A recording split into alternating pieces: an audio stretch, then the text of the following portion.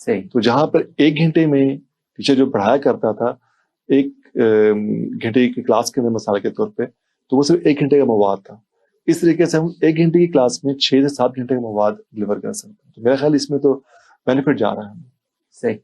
अच्छा, ये बताएं कि जो कंप्यूटर के थ्रू ऑलरेडी इंडस्ट्री में ऑटोमेशन हुई, जी, आर्टिफिशियल इंटेलिजेंस का रोबोटिक्स के साथ क्या लिंक बनेगा जी, और फ्यूचर में क्या इसमें नई रेवोल्यूशन आ सकती है?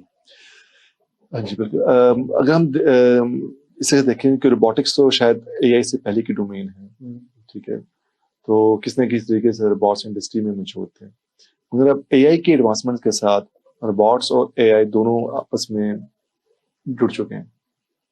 ठीक है, इसको हम कहते हैं थर्ड जनरेशन जो रोबोट्स हैं या इसके जो एडवांस जनरेशन के रोबोट्स हैं, ये सब के सब एआई बेस्ड है। एक तो हम इस पे पहले आ जाते हैं। तो अब देखिए कि अब हम इसको ऐसे कह सकते हैं कि जो कहते हैं कि जिस्म और दिमाग या जहन, ठीक है, तो वही बात हो गई कि रोबोट वो जिस्म हो गया और उसकी जो ब्रेन है वो आप कहाँ से लेके आ गए, एआई से लेके आ गए। मैंने अभी लफ्ज मैंने बोला है दिमाग और जहन का, अभी हम इस बहस में नहीं जाते कि ये दो अलग चीजें एक ही चीज है, फिलहाल हम इसको हम एक ही ट्रीट करते हैं साइंटिफिकली। तो वो ही एक सोर्स है इंटेलिजेंस का, वो थॉट प्रोसेस मिल गया आपको वहां से, और बॉडी कहाँ से मिल गई आपको, रोबोट से मिल गई। अच्छा, मैं आसानी के लिए अगर समझना चाहूँ तो रोबोटिक्स में जो आर्टिफिशियल इंटेलिजेंस है वो क्या रोबोट्स को इंडिपेंडेंट करती है डिसीजन मेकिंग में? जी बिल्कुल। आपके पास जो सेल्फ ड्राइविंग कार्स हैं ये भी रोबोट्स हैं बेसिकली बाय डेफिनेशन। तो जब आप गाड़ी जो है आपकी रोड के ऊपर ऑटोनोमसली चलती जा रही है, खुद डिसाइड कर रही है कि उसने ब्रेक कहाँ लगानी है, कहाँ पे स्लो करना है, तो ये सारे उसके अपने डिसीजंस। अच्छा, लेकिन जो ऑटोमेटिक गाड़ी है जो विदाउट ड्राइवर चलेगी जी, वो क्या जो गिवन डाटा है उसके मुताबिक ऑपरेट करेगी, या एक गाड़ी जो अमेरिका की सड़कों के लिए तैयार हुई उसको आप लाके पाकिस्तान में ऑटोमेशन पे चलाना चाहें, इज इट पॉसिबल कि वो वैसे परफॉर्म करे जैसे उसने अमेरिका में परफॉर्म करना था? बिल्कुल। आर्टिफिशियल इंटेलिजेंस के अंदर ना एक बड़ा की फैक्टर है, वो लर्निंग फैक्टर है। जैसे मैं और आप भी अगर अमेरिका चले जाएंगे तो थोड़ा बहुत हम भी थोड़ी शुरू में दिक्कत होगी, उसके बाद हम भी उस रोड के ऊपर क्या हो जाएंगे, यूज्ड टू हो जाएंगे। तो यही पॉइंट आर्टिफिशियल इंटेलिजेंस के अंदर एक जर्नल है। तो इनमें कैपेसिटी है टू लर्न। तो जब एक चीज लर्न कर सकती है तो फिर आप एनवायरनमेंट थोड़ा सा चेंज करें, उसको उसमें डालें, शुरू में थोड़ी सी गलतियां करेगी, बाद में सेट हो जाएगी और फिर काम स्मूथ है। पाकिस्तान में जो ड्राइविंग करते हैं हम लोग, हमारा तो बीपी हाई हो जाता है सड़कों पे, तो आर्टिफिशियल इंटेलिजेंस के साथ भी कुछ ऐसा होगा? देखिए यस, हम कभी भी जब भी टेक्नोलॉजी की अडॉप्शन होती है वो कभी ऐसा नहीं होता है कि हम एग्जिस्टिंग सिस्टम को वैसे ही रखते हैं, उसको भी हम साथ में मॉडिफाई करते हैं।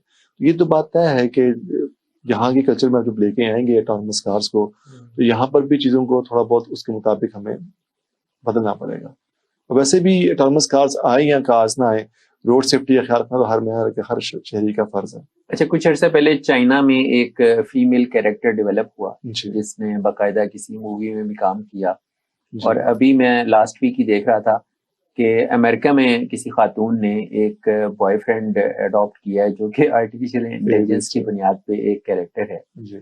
तो बताएं कि क्या इस तरह का जो ह्यूमन इंटरेक्शन है या फ्यूचर की जो फ्रेंडशिप है या कंपेनियनशिप है कि एक असिस्टेंट आपको मिल गया या आपको एक दोस्त मिल गया आर्टिफिशियल इंटेलिजेंस का जो एक मॉडल है, तो उसके नतीजे में क्या इंसानी जो जिंदगी है या उसके जो मामलात हैं वो पॉजिटिव वे में आगे जाएंगे या उसको थ्रेट कहीं ना कहीं मौजूद है? अच्छा, ये मेरे ख्याल इस सवाल का जवाब ना कल्चरल ही बहुत ज्यादा डिपेंड करता है, ठीक है। क्योंकि अगर हम उनके कल्चर को देखें तो मे बी उस कल्चर में ये चीज फिट इन हो सकती हो किसी ना किसी तरीके से। इसमें जो साइकोलॉजिकल फैक्टर्स हैं कि अगर एक माशरा उस चीज को एक्सेप्ट कर रहा है, उसके पीछे कुछ साइकोलॉजिकल और सोशल एलिमेंट्स क्या है, फैक्टर्स क्या हैं। अगर तो आप देखते हैं कि हम अपने लोकल कल्चर की बात करें, यहाँ की बात करें, तो यहाँ पर तो वो फिट इन होना बड़ा मुश्किल है उस चीज का, क्योंकि इस चीज की जरूरत वहां क्यों पैदा हुई। पहली बात तो ये है क्या आर्टिफिशियल इंटेलिजेंस, क्योंकि ये आपकी डिबेट नहीं, 2012 की डिबेट चलती आ रही है। 2012 से मैं ये चीज सुनता आ रहा हूँ, मैंने खुद भी एक जगह पे ये चीज हाईलाइट की थी कि इसको हम कहते हैं ह्यूमन मशीन रिलेशनशिप।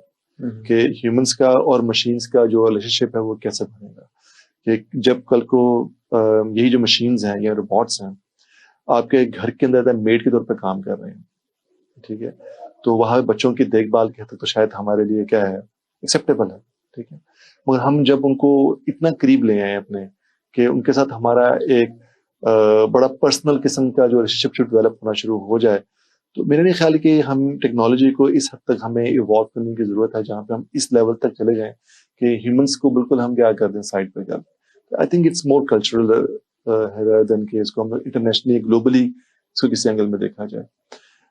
दूसरा देखा जाए from economics point of view देखा जाए तो यस, इसमें कोई शक नहीं है कि जब चाइना ने जब फर्स्ट टाइम ये इंट्रोड्यूस करवाया था तो सर उनकी सोसाइटी भी रेडी नहीं थी, तो उनको वापस उस टेक्नोलॉजी को ले जाना पड़ा, क्योंकि सिर्फ ये क्वेश्चन वहाँ यहाँ पे खड़ा नहीं हुआ बल्कि वहाँ पे खड़ा हुआ।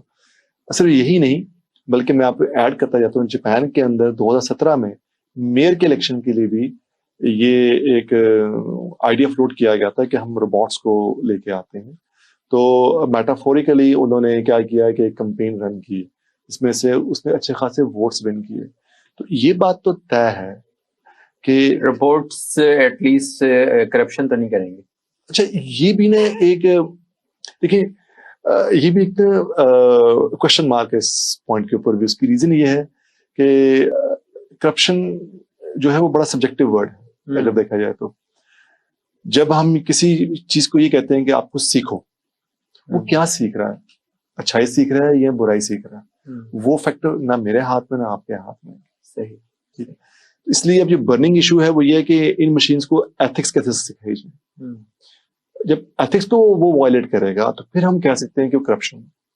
तो अभी टेक्नोलॉजी को उस लेवल पे जाने में थोड़ा टाइम लगेगा, वो इतना टाइम नहीं, 10-12 साल और बस, इससे ज्यादा नहीं। तो लेट्स सी क्या होता है इंशाल्लाह उसके बाद। यानी चांस है कि हम 10-12 साल और जिएंगे तो हम ये सारे मिरेकल्स जो हैं वो अपनी आंखों शायद से उससे पहले बहुत जल्दी। देखिए अभी जो चैट जीपीटी ने देखना कितना कुछ तब्दील कर दिया है, लोग अपने ऑप्शन लेटर्स उसे लिखवा रहे हैं, वो चीजें कहाँ से एकदम कहाँ से कहाँ जाना शुरू हो गया।